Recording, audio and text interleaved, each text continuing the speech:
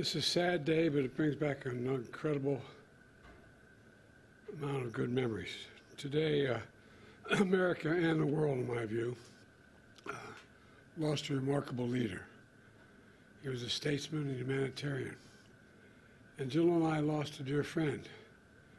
I've been hanging out with Jimmy Carter for over 50 years, it dawned on me. And I had countless conversations over those years.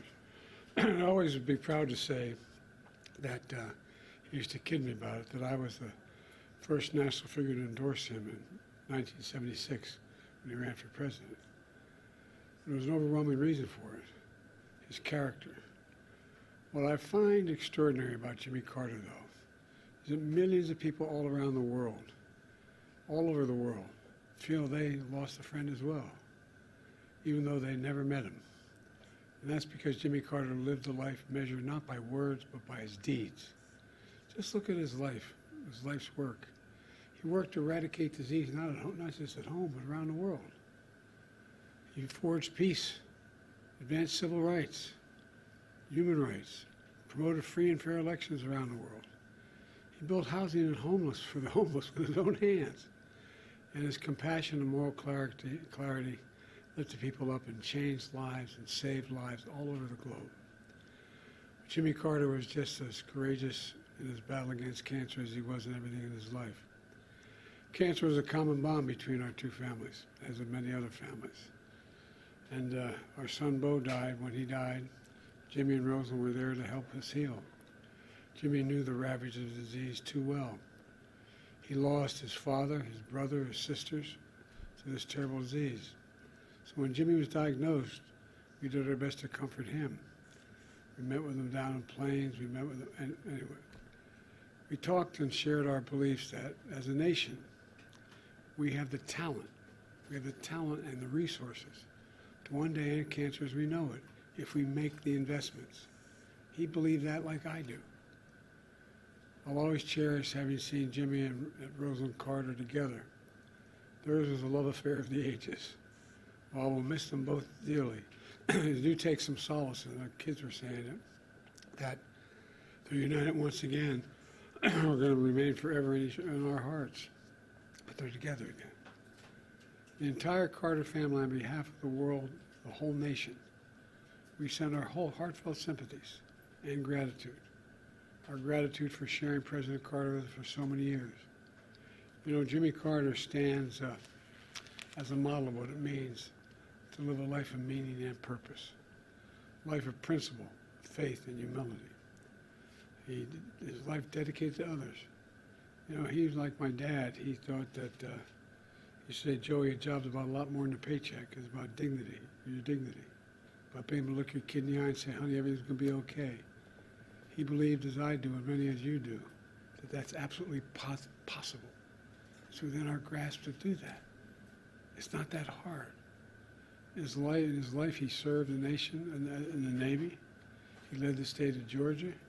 He became president and a beloved statesman all over the world. But to know his core, you need to know he never stopped being a Sunday school teacher at that Baptist church in Plains, Georgia. Today's world, some look at Jimmy Carter and see a man of a bygone era. With honesty and character, faith and humility, it mattered. But I don't believe it's a bygone era. I see a man not only of our times, but for all times. Someone who embodied the most fundamental human values we can never let slip away. Although sometimes it seems like it is. We may never see his like again. We'd all do well to try to be a little more like Jimmy Carter. You know, my mom, you've heard me say this before, used to say, bravery lives in every heart, and someday it'll be summoned. Every time it was summoned, he stepped up. Every time, politically, personally, morally. And, you know, everything. The one thing I admired most about him, he thought and believed, and he really did believe this, and I do as well, that everybody deserves an even shot. No guarantees, just a shot. Everybody deserves a shot. And, you know, he gave an awful lot of people a chance. So, as I said, I was an admirer, I consider myself a friend. Kept in touch with him, and his son, I was going to tell you a story his son told me, but that'd be inappropriate. Maybe he'll tell you, but about I think he's happy. I think he's happy with Roseland. So. Mr. President, as you think about your post-presidency, is there anything about Jimmy Carter's time after leaving office that inspires you for the years ahead? Yeah, never give up hope. Never give up hope. I mean it from the bottom of my heart. So much negativism out there. I know you're tired of hearing me say it over the last 4 years. But folks, there's nothing beyond our capacity. Nothing beyond our capacity. If we do it together. And I mean it. I mean it. And he believed it. Sir, what is your fondest memory of Jimmy Carter? I have a number of them. I guess maybe my fondest memory of Jimmy Carter was when he grabbed me by the arm and said, I need you to help me in my campaign. And I said, I've only been around a couple of years, Mr. Governor. He said, no, it'll make a difference. I said, I'm not sure it will. He said, no, it will. When I endorsed him for president, I told him why I was endorsing him, and that it was not only his policies, but his character, his decency, the honor he communicated to everyone. And but he was also very, very, he and Roseland were very kind to Jill and me when we lost our son, Bo. They were there for us. And I don't know, I think that what Jimmy Carter is an example of is just simple decency. Simple decency. And I think that's what the rest of the world looks to America for. So what members of the family have you spoken to? I think I've spoken to all the children. Maybe some I just got off the phone with. I think there were, I don't know how many on the phone, but I think, and I've spoken to some of the friends of the family. They're helping with the services, and my team is working with his family and others to see to it that he is remembered appropriately here in the United States and around the world.